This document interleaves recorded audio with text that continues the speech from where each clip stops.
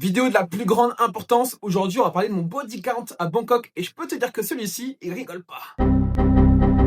Ok, évidemment, il y a une petite erreur, c'est pas le bon sujet. On va parler effectivement de l'alt season qui est en train de se préparer sur le marché, les choses à faire, où on en est concrètement, les crypto-monnaies à avoir dans son portefeuille. J'ai mis déjà une liste directement sur Instagram. On va revenir dessus et voir concrètement ce que tu dois faire et ce que tu aurais dû faire également précédemment aujourd'hui pour être prêt quand cette alt season, elle va vraiment arriver et si oui ou non, elle arrive bientôt. Donc on se retrouve sur Ethereum qui est littéralement en train de s'enflammer. Avant de commencer la vidéo, je t'invite à mettre un like, à t'abonner. Si jamais tu veux que je te fasse d'ailleurs une revue ou des partages d'expérience depuis que je suis arrivé à Bangkok, n'hésite pas à mettre Bangkok directement pour les commentaires, que je puisse le savoir et j'adapterai mon contenu sur la chaîne au fur et à mesure. Pourquoi on regarde Ethereum aujourd'hui?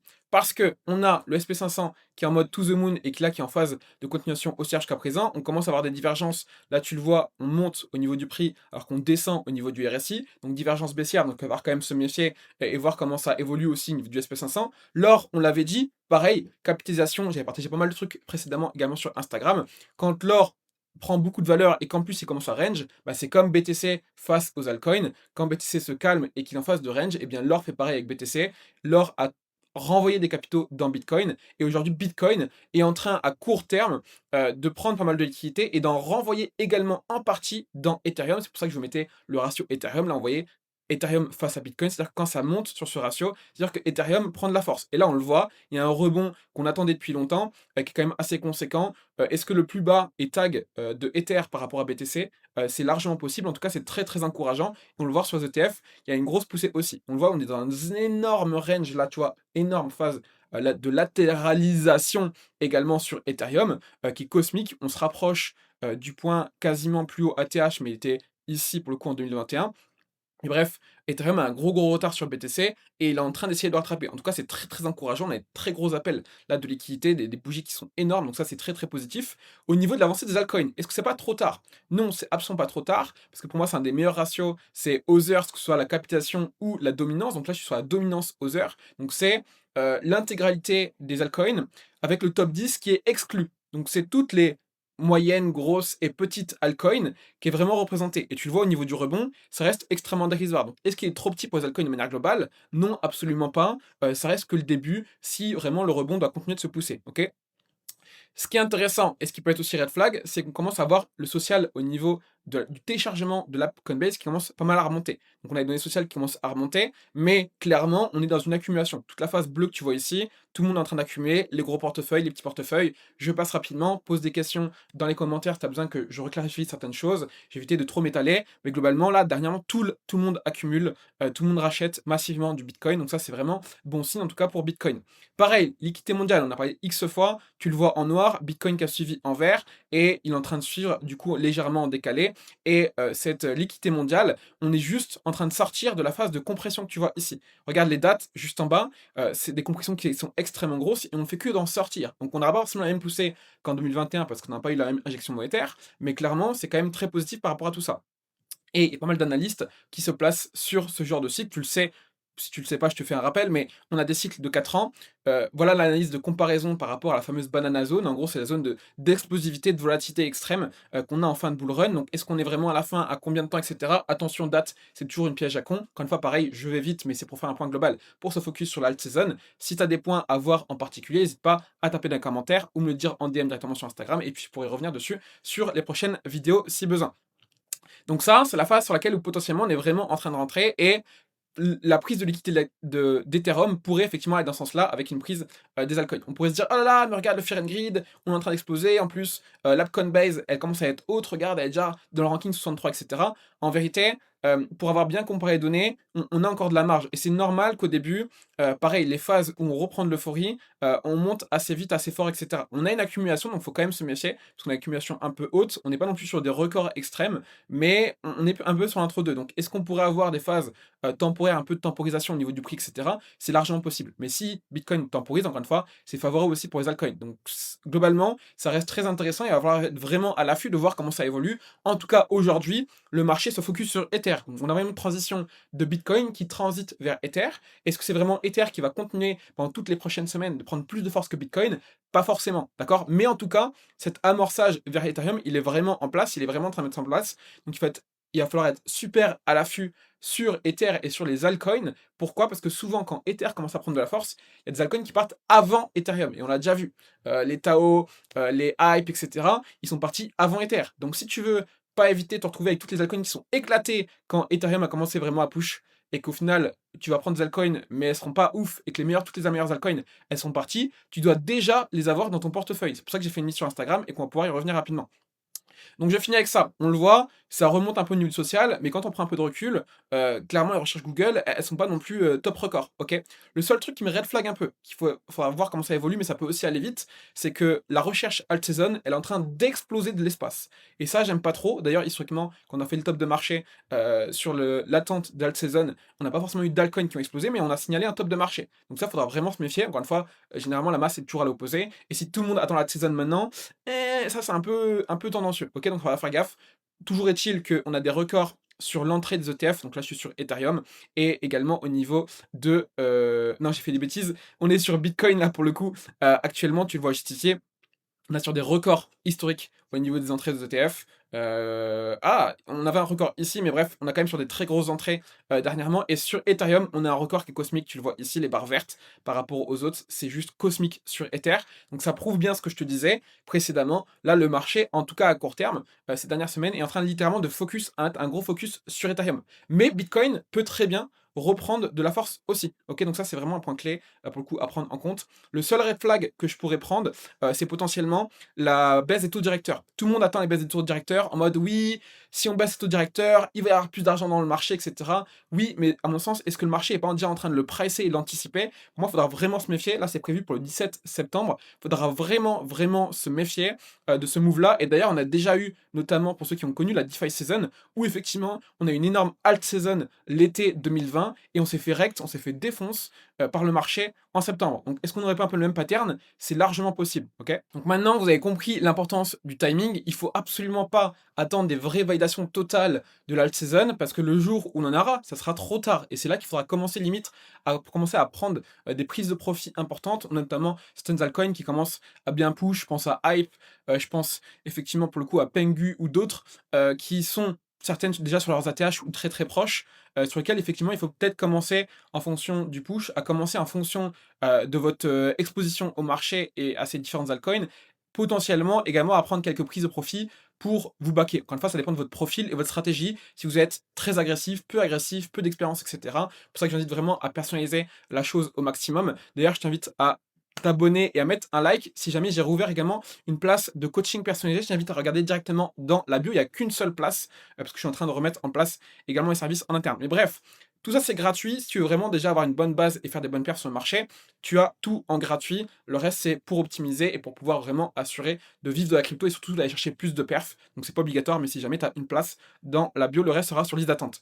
Donc on revient sur cette liste que j'ai donnée totalement gratuitement. Pour moi, c'est une liste effectivement que j'ai donné sur mon Instagram, sur ce réel qui est ici, celui du milieu là. Directement, je dis enfin la saison des altcoins. Cette liste, elle est cruciale dans le sens où c'est une bonne base, ok? Il y a d'autres crypto-monnaies, pareil, je l'ai dit sur Insta, en story, je n'ai pas mis de même coin. C'est volontaire parce que les mêmes coins sont une gestion assez particulière. Donc je vais revenir un petit peu au cas par cas, mais globalement, ce qu'il faut comprendre, c'est qu'il faut que tu suives principalement en fait les narratives. Les narratives, c'est les différents secteurs d'activité qui prennent de la force. C'est pas anodin, c'est un mélange en fait de fondamentaux où la psychologie vient s'annexer entre guillemets, donc vient fusionner avec ses fondamentaux et la psychologie en fait adapte, anticipe du coup ces fondamentaux et du coup ça price, du coup ça fait pousser les prix sur certains secteurs d'activité plutôt que d'autres. Ok, tout est vraiment lié à la psychologie, c'est pour ça que j'arrête pas de le dire, psychologie first à chaque fois. Comment repérer la prise de force de ces narratives? Il y a plein d'outils qui existent, mais la plupart sont pas forcément assez précis, ou ils sont assez biaisants parce que ils sont mal réglés, etc. Le plus simple, c'est d'avoir un ensemble de mesures de différentes métriques, notamment ne serait-ce que déjà regarder ce qui prend de la force systématiquement dernièrement. On a eu historiquement pas mal forcément la partie IA et la partie memecoin. Dernièrement, c'était surtout la partie memecoin qui est revenue. Là, ça se voit moins. Si je mets effectivement en monthly, on voit Pengu qui reprend de la force. On a la partie memecoin avec Fartcoin, Bonk, etc. qui ont aussi repris. Tu vois Floki par exemple, etc. qui sont dans les leaders de prise de performance ce mois dernier. Mais en fait, ça peut vite avoir des rotations. Ok, pour moi, forcément, les deux narratives principales que tu dois regarder aujourd'hui, c'est l'IA, les mêmes coins et aussi, en mon sens, en troisième, la partie RWA. Tout le reste, à mon sens, ils sont derrière. Ok. Après, il y a des narratifs qui sont en train de se mettre en place, un peu en mode micro, cosme, un peu aussi, tout sur ce qui est, partage de revenus et cetera, notamment avec Hyperliquid qui a un peu avancé, pour le coup la chose. Mais globalement, il faut comprendre qu'il faut vraiment que tu te focuses sur les narratives les plus importantes. C'est vraiment crucial de comprendre ça. Pareil sur Dexu.ai, tu peux voir notamment, la mindshare, donc c'est l'attention directement des différents coins. Donc là, on retrouve notamment Pump qui est un peu lié pour le coup au même coin, Pengu, le fameux Hype, Bored qui est au même coin, Dogecoin qui revient, Bon qui revient, Pendle RWA, même coin, RWA mais fusionné aussi revenu. La narrative des revenus elle commence aussi à prendre pas mal d'ampleur, beaucoup de force. L'IA est pas mal en stand-by pour l'instant, mais je te le dis, pour moi c'est une évidence, il suffit de regarder ce qui se passe dans la macro. L'IA c'est en train de changer toute la société. Moi je serais vraiment pas étonné de voir un retour pour le coup sur l'IA. Ok. Donc je vais revenir un peu globalement sur chaque altcoin. Clairement, en fait, il y a pas mal d'altcoins qui sont pas encore énormément explosés, mais qui sont sur des patterns qui sont extrêmement, extrêmement intéressants. Là, tu le vois au niveau du RSI, on est en train de franchir le RSI, d'avoir un signal fort sur Tao, c'est pas le seul. J'ai parlé notamment de Cass et de Pendle qui sont un peu dans ces configs-là. Tu vois, on est dans un énorme, énorme, énorme range. Donc, quand ça range comme ça, plus ça range longtemps, le jour où ça le casse à la hausse, c'est très, très explosif. Ok. Donc, c'est très positif. L'IA, comme je t'ai dit dernièrement, elle est un peu encore endormie. Mais pareil pour Morpho, on a un gros W que tu vois ici. Bref, on a beaucoup de patterns qui sont très intéressants. Donc Morpho, c'est un peu un mini AAVE. Attention, le market cap est plus petit, mais c'est très intéressant. Pareil sur Pendle, tu le vois un peu la même config que sur Tao. Gros range. AAVE qui est très agressif aussi. Donc toutes ces crypto-monnaies-là, si c'est donné, c'est globalement, c'est des choses à avoir dans ton portefeuille. Ok. T'es pas obligé de toutes les avoir. Le but, encore une fois, c'est d'être exposé à un minimum de diversification. Donc un peu de même coin si tu peux aussi. Je vais y revenir rapidement parce que ça c'est technique aussi à savoir gérer. C'est pas comme les crypto-monnaies un peu traditionnelles en mode partage de revenus, RWA, IA, etc. Parce que c'est beaucoup plus de pump and dump. Il y a beaucoup plus de projets qui sont juste créés pour faire un peu du cash grab, en fait, prendre l'argent des gens, un peu à l'époque, comme avec les NFT ou comme les ICO encore en 2017. Le truc, c'est qu'un même coin, ça se crée encore plus facilement. Ok. Donc, le truc, c'est que il y a de plus en plus de personnes, comme ceux qui faisaient des collections, qui créaient des collections NFT en 2021-2022, qui en font à la chaîne, en fait. Ils prennent un budget de 200K, ils disent avec 200K, je fais un projet marketing, je le lance, je le vends, et ensuite, en fait, j'abandonne progressivement mon projet sans rien dire, je vais le laisser mourir tranquillement, et au fur et à mesure, ce qui va se passer, c'est que je vais en faire un second, un troisième, etc. Et ça, vous le voyez pas forcément. Mais ceux qui font des projets, ils préparent déjà le projet d'après pour faire des nouvelles rotations et récupérer encore une fois un maximum de cash de la part du marché. Donc faites super gaffe parce que c'est extrêmement présent avec les memecoins et c'est encore plus simple de faire ça. Donc il y a tout un tas de mercenaires qui sont spécialisés pour faire une usine à memecoin et en permanence des nouveaux memecoins, des permanences, des nouveaux memecoins, etc. Donc faites gaffe parce que le focus de l'attention est circule très très rapidement sur des nouveaux memecoins et donc les anciens memecoins sont beaucoup plus facilement abandonnés au fur et à mesure de mois en mois en fonction des corrections du marché que les crypto-monnaies par exemple qui sont assez solides comme un AAVE, Pendle, etc. Ok. Ça c'est extrêmement crucial de comprendre ça. C'est pour ça que les memecoins pour moi c'est une gestion qui est particulière, qui est plus agressive parce que justement l'argent amène l'argent. Donc vu qu'il y a beaucoup de mercenaires, bah, ça crée beaucoup de traction de liquidité. Mais en fait c'est un jeu de Ponzi. Genre littéralement c'est un jeu de Ponzi. C'est totalement ça. Donc faites gaffe avec les memecoins. Oui, ça n'a pas négligé. Et on va parler aussi de Pengu notamment, entre autres. Mais bref, Ondo qui dort encore un petit peu, mais pour moi, c'est pareil, c'est des trucs à très solides. Link, vous voyez, très très grosse impulsion. On a un gros W qui est en train de se valider. Je suis en weekly, donc des gros signaux. En fait, on a beaucoup de patterns comme ça qui sont très très intéressants sur beaucoup d'altcoins qui sont solides. Pareil, Casque essaye de faire un très beau retour aussi. On a notre sol aussi, pareil, qui est en train de faire un beau push là avec un beau W. Je passe rapidement, mais vous voyez la trend aussi sur le RSI. En fait, on a beaucoup de patterns comme ça. C'est pour ça que j'ai mis la liste. Là, forcément, ça va demander un petit peu de compétences d'identifier chaque pattern, etc. Mais globalement, vous le voyez, les narratives, c'est soit du partage de revenus, soit du RWA, soit de l'IA. Ok. Et on a aussi l'écosystème de Base, notamment avec Aero, qui push bien, parce que Base est en train de tout tuer également au niveau des revenus. Donc, c'est assez important aussi à suivre du côté de Base. Pareil, faites. Le but, encore une fois, du marché, rappelez-vous, c'est d'aller chercher le désespoir des gens. Donc, à partir du moment où il y a suffisamment de désespoir, c'est là que ça devient intéressant d'accumuler de l'altcoin. Et le but, c'est de vous pousser au doute jusqu'à ce que les gens se disent ah, mais faites, en plus, il s'est fait remplacer par Tao, etc. Et c'est toujours la même chose. C'est que les gens se disent ah ouais, To the Moon, faites, c'est trop bien, fusion, etc., des projets, etc. Et les gens se disent, mais en fait, il s'est fait remplacer par Tao, est-ce qu'au final c'est vraiment un bon projet, etc. Et le jour où il y a suffisamment de désespoir, c'est là qu'en fait ça devient même intéressant pour les liquidités, pour les baleines de se dire, bon les gars, il il y a plus grand monde qui croit à fait, il a perdu suffisamment de valeur et en fait, ton ratio de market cap, il est descendu dans le classement, je pourrais reprendre le ranking de CoinGecko et cetera. Il est descendu vers les top, je sais plus 60-70, un truc comme ça, mais il est quand même vachement redescendu ou vers le 50, peu importe et en fait, quand ton market cap, il descend suffisamment, en termes de risk reward, c'est là que ça devient encore plus intéressant de remonter dessus et c'est pour ça que c'est vraiment un pump and dump un peu à court terme, sur les liquidités et que les gens se font systématiquement piéger parce que c'est quand il a suffisamment perdu d'intérêt que économiquement, en termes de risk reward, bah, ça devient le plus intéressant en fait, parce qu'il devient plus petit, mais toujours la même valeur fondamentalement. Donc en fait, c'est pour ça que c'est vraiment une question de valeur perçue par rapport à l'attention, la psychologie du marché, vs le risque actuel, la taille de capitalisation, vs c'est quoi la marge en fait à venir par rapport à celui-ci, ok? C'est pour ça que c'est vraiment, en fait, généralement, les crypto-monnaies qui sont à chaque fois les plus oubliées, qui vont réexploser par la suite. Et c'est pour ça qu'en fait, les gens bah, sont systématiquement sur les mauvaises parce que eux, ce qu'ils suivent, c'est l'attention. Ah, tout le monde parle de sol, j'achète du sol. Sauf que du coup, quand tout le monde parle de sol, c'est là où sol, en général, il a pris déjà beaucoup de valeur. Donc il devient beaucoup moins intéressant économiquement par rapport à sa marge. Alors que les crypto-monnaies qui ont été oubliées comme Pendle, ah bah tiens, ça devient effectivement beaucoup plus intéressant parce que justement, il est devenu tout petit. D'accord? Ça, c'est vraiment très important de comprendre ça. Mécanique de marché basique, mais encore une fois, les gens agissent de manière émotionnelle et suivent pas le move. Pareil, Syrup, très intéressant, c'est Pendle. Il y a des énormes revenus dessus. Est-ce qu'il va rebondir là tout de suite? C'est une bonne question, mais en tout cas, il y a des énormes revenus qui continuent d'être mis en place. Donc, il y a une très très grosse hype sur Syrup, mais en tout cas, il a quand même bien corrigé. Ça s'est bien calmé, alors que le revenu continue d'être actif et de prendre beaucoup de force. On est sur les RWA, crédit, pré-emprunt, donc c'est un peu un AAVE des RWA, toute la partie tokenisation. Ça prend énormément de force, donc très très intéressant également au niveau de Syrup. Je repasse et je finis également rapidement par Hype, très très grosse prise de force. Je ne l'ai pas mis volontairement dans la liste Hype, pourquoi? Parce que il avait bien push très rapidement, il a pris beaucoup d'ascension dernièrement, et pareil, je sais pas si tu vois, mais là la trend, s'il la casse, mine de rien, après il est très pushy, hein, mais il suffit qu'il casse la trend, ça peut faire pas mal flipper, et il a pris beaucoup de prise de force avant que le reste des altcoins se réveille, donc il se peut qu'il temporise un peu plus pour reprendre de la force plus tard, mais que ça temporise pendant que, en tout cas, on a effectivement des prises de force et des prises de position qui sont graphiquement un peu plus intéressantes que sur des positions comme Link, AV, etc. Alors que pareil, là, tu vois, légère divergence aussi. Donc, il se peut que Hype temporise un petit peu un certain temps, mais en tout cas, très très intéressant, à vraiment pas négliger au niveau de Hype. Pareil, ENA, on a une très grosse news là qui est en train de sortir au niveau du backing des revenus. Donc, je t'invite à creuser si tu veux, mais à pas négliger également au niveau de ENA. Et je finis du coup sur la partie Memecoin. Je t'invite à mettre un like, abonner. N'hésite pas à poser des questions en commentaire si besoin. Et petit rappel, il reste une place du coup en coaching.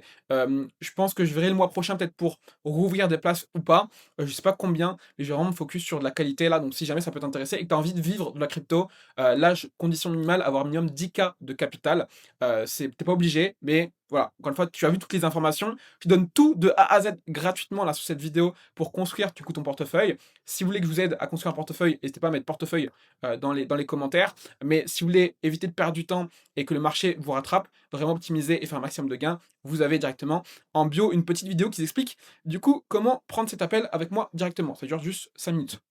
Je finis par ces fameux meme coins. Pourquoi Bengu a vraiment le potentiel pour moi d'être vraiment un des meme coins leaders de tout ce bull run parce que j'avais cette narrative que j'ai partagée au début dans le sens où la plupart des meme coins ils sont vides, ils sont creux. Ceux qui ont le plus de narrative, le plus de fondamentaux pardon, de base, c'est Dogecoin parce que c'est le meme coin emblématique qui a lancé de base les premiers meme coins. Ok, PP, c'est genre l'emblème absolu de tout l'écosystème en termes de mème, en termes de blague. C'est un historique, si tu vas voir PP, c'est un petit personnage qui a été repris depuis des années dans l'écosystème crypto. Donc l'histoire qu'il raconte, la narrative, la psychologie autour de PP, elle est extrêmement ancrée dans l'écosystème. Ok, et Brett, c'est un peu le plus gros des meme coins au niveau de l'écosystème de Base et qui est rattaché également à la narrative de PP parce que PP, en fait, dans le livre qui sont utilisés, d'abord c'est tiré d'un livre, c'est The Boys Club, ils sont 4. Donc ça vaut le coup potentiellement de regarder aussi les deux autres, mais en tout cas le plus gros derrière PP au niveau de cette narrative du Boys Club, donc qui est lié directement à PP, c'est le fameux Brett. Et Brett, il est à la fois aussi sur l'écosystème de Coinbase, donc il y a un peu la fusion des deux qui est assez intéressant pour le coup. Donc voilà un peu globalement les meme coins pour moi qui sont les plus intéressants. Dernièrement, qui sont un plus trendy, je faisais un graphique quand j'étais en coaching privé par exemple, mais on a Fartcoin qui est assez intéressant, qui push bien, qui a une bonne traction sur le social, il est vachement présent. Donc tu as l'info. Encore une fois, fais pas n'importe quoi avec les mêmes coins parce que si ça corrige demain, en fait, il sera amené à être beaucoup plus facilement remplacé qu'un Tao ou qu'un AVE, etc. Et effectivement, pour le coup, on a également SPX qui pousse à fond, donc attention quand avec les mêmes coins. Mais pour moi, c'est les deux mêmes coins les plus trendy, qui ont le plus d'attention dernièrement. C'est Fartcoin et SPX. Je parle vite, mais c'est pour dégrossir déjà globalement et que tu aies vraiment une idée de quoi faire concrètement. Donc c'est pour ça que je vous ai donné la liste précédente ici. Si vous avez des crypto-monnaies sur lesquelles il faut vous focus, c'est celle-ci. J'ai pas mis Ethereum parce que pour moi, acheter là à court terme Ethereum, c'est pas forcément le bon move. Mais encore une fois, ça adapté en fonction de chaque profil. C'est pour ça que je continue à proposer de l'accompagnement personnalisé parce que le but, c'est de personnaliser les choses et pas perdre du temps, malheureusement, parce que le marché, c'est une question de edge. En fait, c'est une question d'avance sur le marché et ça joue avec ton expérience, tes compétences, etc. Donc, on a mis tout un tas de places, tout un tas de processus en place, de la partie personnalisation, du mentoring avec une personne qui est vraiment là avec vous, etc. Bref, on a tout ce qu'il faut pour vraiment arriver à vivre plus rapidement de la crypto, ce qui va être possible de faire tout seul. Pareil sur Tao, je repush le truc. Pour moi, c'est une crypto-monnaie en termes de risque-reward à focus. C'est bien Tao parce que c'est un peu le Ethereum de l'intelligence artificielle. Donc à ne vraiment pas négliger. Je t'invite à mettre à jour cette liste. Ne néglige pas du coup tout ce que je t'ai partagé au niveau de ces crypto-monnaies qui sont ici. Pareil, Hype et ENA à ne vraiment pas négliger. Et les mêmes coins. Attention, pas mettre une grosse partie à mon sens de tout ton portefeuille en holding sur les mêmes coins parce que tu l'as vu, il y a beaucoup plus de recyclage, beaucoup plus rapidement. Mais c'est ceux qui auront tendance à être beaucoup plus agressifs également au niveau de la volatilité. Donc à prendre en compte. Et effectivement, pourquoi Pengu? Parce que Pengu a la plus grosse collection du coup de tout l'écosystème qui est rattaché à ce même coin. Donc il y a un gros effet de réseau, il y a des gros intérêts économiques au niveau de celui-ci. C'est vraiment Pudgy Penguin, une des collections qui a totalement explosé, une des seules et une des rares quasiment d'ailleurs collection NFT qui a réexplosé depuis dernièrement sur ce cycle. C'est un buzz monumental dans le monde entier, c'est cosmique et du coup ils ont lancé ce même coin. Donc il y a vraiment un énorme effet de réseau et d'engouement au niveau de Pengu. C'est pour ça que Pengu pourrait bien être le même coin de ce cycle totalement cosmique parce que les autres n'ont pas autant de fondamentaux et des tractions économiques d'effets de réseau autour du coup de ce même coin. Donc voilà, on se retrouve la semaine prochaine. Je t'invite à mettre un like, tape en commentaire psychologie, si tu ne sais pas quoi écrire et c'est arrivé jusqu'ici, mettez bien à jour vos portefeuilles dès maintenant. Encore une fois, je vous donne tout ça gratuitement. Mettez en application parce que malheureusement, quand vous aurez envie de full exposer au niveau du risque, d'acheter plein d'alcool, etc., il sera trop tard et ce sera le moment de vendre. Donc vous l'avez vu, on a encore de la marge. Est-ce que l'alt season va exploser demain? Il faudra suivre surtout Ethereum, comment ça avance. Mais encore une fois, non, ce n'est pas trop tard. On l'a vu avec Other.d. On est encore que sur un début. Est-ce qu'on va avoir une méga alt season demain? Moi, j'ai du mal à le voir avoir une méga alt season, mais on pourrait avoir un beau rebond. En tout cas, on a des patterns qui sont extrêmement intéressants au niveau de beaucoup d'altcoins. C'est pour ça que pour moi, il ne faut pas y aller en mode dégène. Je mets des crypto-monnaies hyper risquées parce qu'on n'est toujours pas dans des phases très agressives au niveau économique, mais ça pourrait vite arriver, comme ça pourrait également arriver dans le temps. Ça peut très bien arriver fin d'année ou même 2026, ok? Donc, patience, régularité et être très réactif quand le marché commence à se réveiller. Donc là, il est crucial d'être réactif et de mettre à jour correctement votre portefeuille avec des crypto-monnaies solides, parce que si la saison, elle arrive que dans 6 mois, bah, au moins vous serez prêt et vous n'aurez pas n'importe quoi dans votre portefeuille avec des éléments qui ont peu de chances d'être remplacés dans seulement 6 mois. Donc on se retrouve la semaine prochaine. Un like, un abonnement, psychologie en commentaire si tu ne sais pas quoi écrire, et on se retrouve pour plus d'optimisation sur le marché crypto. Si jamais tu veux vivre de la crypto, on se retrouve également dans la petite vidéo dans la bio. À très vite, n'hésitez pas à partager vos besoins en commentaire.